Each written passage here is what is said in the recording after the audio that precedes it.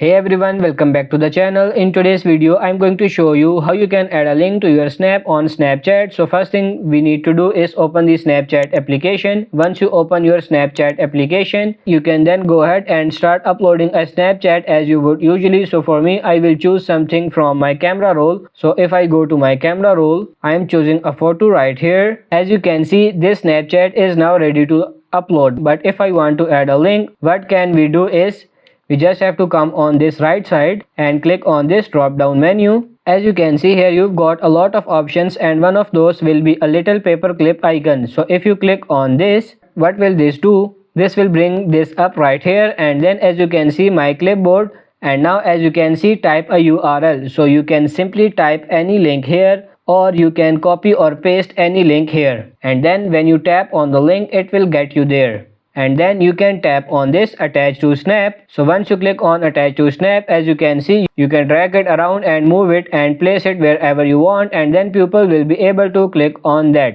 So that's pretty much it for this video. I hope this video was helpful. If it is, like it and subscribe to our channel. Thank you.